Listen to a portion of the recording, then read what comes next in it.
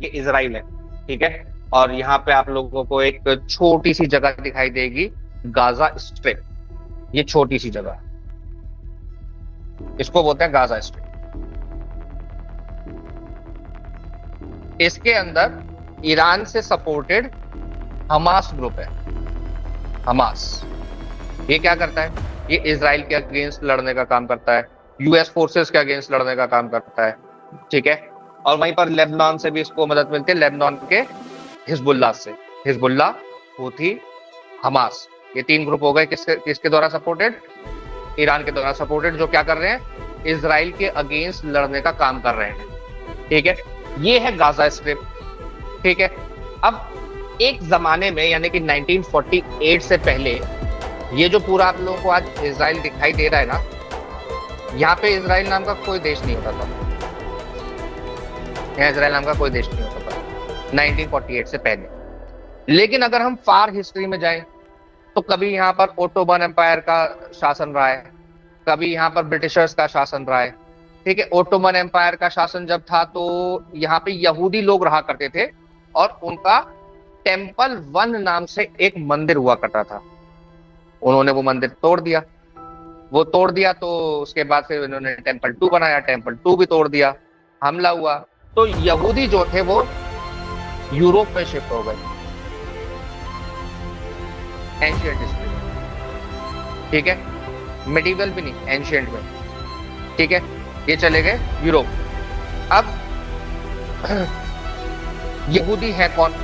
यहूदी यानी कि ज्यूज वो लोग हैं जो हिब्रू बाइबल को मानते हैं। किसको मानते हैं? Hebrew Bible. फिर आप लोगों को पता है जीसस क्राइस्ट हुए। जीसस क्राइस्ट को क्रूसीफाई करने वाले, वो आप लोगों ने देखा होगा, फोटो ऐसे करके लटका दिया था जीसस क्राइस्ट को। किन्होंने लटका दिया था? यहूदियों ने लटकाया था, ठीक है। और जो यहूदी जीसस क्राइस्ट को लास्ट प्रॉफिट मानने लगे, आखिरी पैगंबर मानने लगे, वो क्रिश्चियन हो गए। और जो आखिरी पैगंबर उनको नहीं मान रहे थे, जीसस क्राइस्ट को नहीं मान रहे थे, वो यहूदी हो गए। फिर उसके बाद अब्राहमिक रिलीजन आया, तो जो लोग प्रॉफिट मोहम्मद को लास्ट प्रॉफिट मानते हैं वो इस्लाम हो गए, इस्लामिक हो गए, मुस्लिम, ठीक है। तो हैं ये तीनों एक ही एंसेस्ट्री से, तीनों धर्म एक ही एंसेस्ट्री से आ रहे हैं, ठीक है।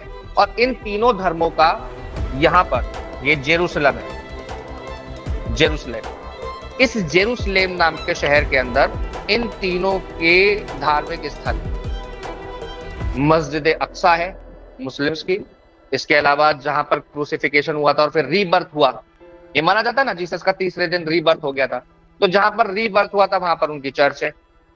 हाँ, ऐसा हो सकता है क्या? तो क्या पुष्पक विमान उड़ रहा था क्या? ठीक है, तो ये सब फोर्स ऑफ रिलीजन है, इट्स अबव एवरीथिंग, सबसे ऊपर है, भक्ति सबसे ऊपर होती है, उससे बड़ा कोई फोर्स नहीं है। तो मैं उस मामले में कुछ नहीं बोलता, ठीक है। सही है, गलत है, सच है, झूठ है, वो जो भी है यही है, ठीक है। और यहीं से जो प्रॉफिट मोहम्मद थे वो घोड़े पे बैठ के स्वर्ग गए थे, स्वर्ग से फिर अल्लाह से वो उनकी प्रीचिंग सीख कर फिर वापस आए और यहाँ पर लोगों को सिखाई, ठीक है। तो मस्जिद अक्सा है, वो मस्जिद अक्सा अब नहीं रही, अभी पिछले साल उसको तोड़ दिया इजरायलियों ने, बम गिरा दिया उसके ऊपर, ठीक है। तो जब सेकेंड वर्ल्ड वॉर चल रही थी तो यहूदियों से ब्रिटेन ने बोला कि you help us and we will give you this land. और जो मैंने हिब्रू बाइबल बोला ना, इस हिब्रू बाइबल के अंदर इसको प्रॉमिस्ड लैंड बोला गया है, प्रॉमिस्ड लैंड। यहां पर यूफ्रेटस नदी है, इधर से जाती है यूफ्रेटस नदी, इस यूफ्रेटस नदी और ये सुनाई पेनिनसुला, इस सुनाई पेनिनसुला से यूफ्रेटस नदी तक का एरिया क्या कहलाता है? प्रॉमिस्ड लैंड कहलाता है, अकॉर्डिंग टू यहूदी पीपल, ज्यूज, ठीक है, इजराइलीज, उनके द्वारा, उनके अनुसार क्या है, ये प्रॉमिस्ड लैंड है और इसको हमें लेना है कभी ना कभी, कैसे ना कैसे। सारी लड़ाई उसी की है। फिर उसने बोला, ब्रिटेन ने बोला कि हम तुम्हें बसाएंगे, बेलफोर्ड डिक्लेरेशन कर दिया कि हम तुमको बसाएंगे, उसके लिए एक बेलफोर्ड डिक्लेरेशन किया बाकायदा। लेकिन सेकेंड वर्ल्ड वॉर में हालत पस्ता हो गई ब्रिटेन की, ब्रिटेन ने बोला सॉरी, माफ कर दो, देख लो यूएन कुछ कर सके तो वहां चले जाओ। यूएन ने फिर इनको यहाँ पर बसाना शुरू किया, ठीक है। हालांकि उससे पहले ही ब्रिटेन ने क्या कर दिया था, इन लोगों को, यहूदियों को यहाँ पर बसाना शुरू कर दिया था। फिर यूएन ने यूएसए की मदद से इन लोगों को यहाँ पर बसाया, जो शुरुआत में उनको बोलते हैं सेटलर्स।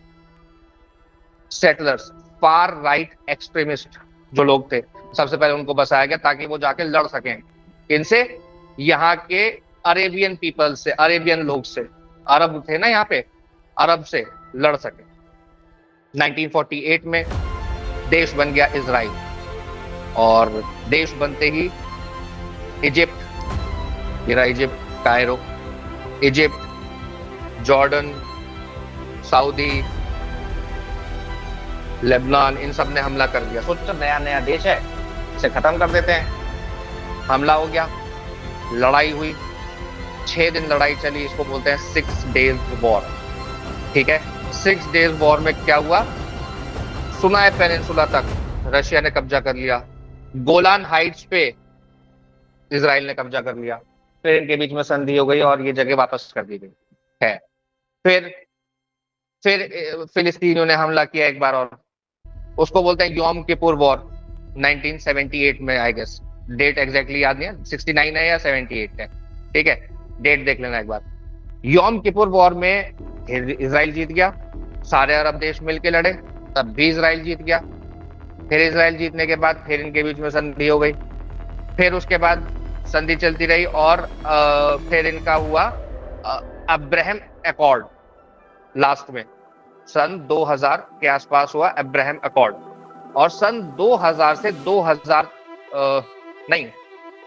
2020 में हुआ अब्राहम अकॉर्ड। 2020 से लेके 2023 तक वो अब्राहम अकॉर्ड चला, और सबसे शांति का पीरियड था इस एरिया के लिए। 2023 7 सितंबर को हमास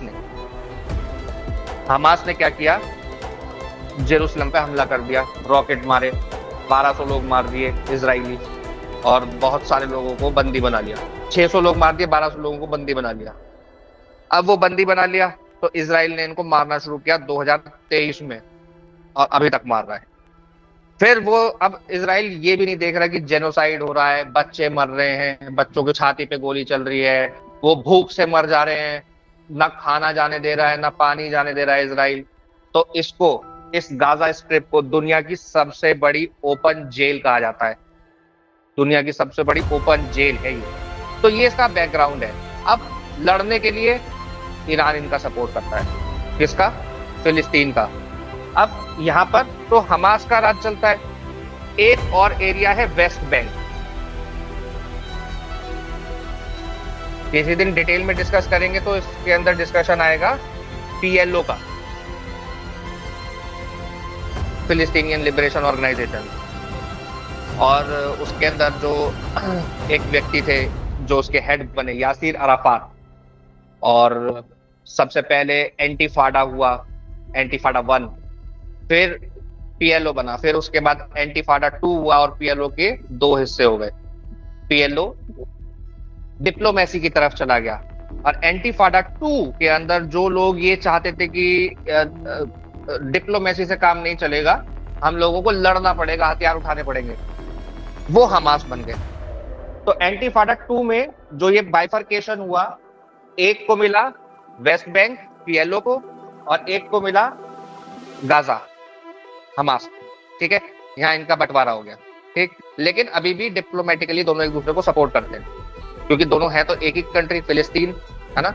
तो ये इसकी बैकग्राउंड की स्टोरी है। और अब लड़ने के लिए क्या चल रहा है, अब लड़ने के लिए इतना बड़ा नेटवर्क बनाया हुआ है ईरान ने, केवल ये तो अभी ग्रुप्स के नाम मैं आपको बता रहा हूँ। ईरान ने इराक और सीरिया, इसके अंदर से पूरा नेटवर्क बनाया है, इन देशों के अंदर से पूरा नेटवर्क बनाया हुआ है, जो सीधे के सीधे इनको जोड़ता है हिजबुल्लाह और हमास से। पूरा नेटवर्क है बहुत तगड़ा, ठीक है। तो इस नेटवर्क से लड़ना मुश्किल। अब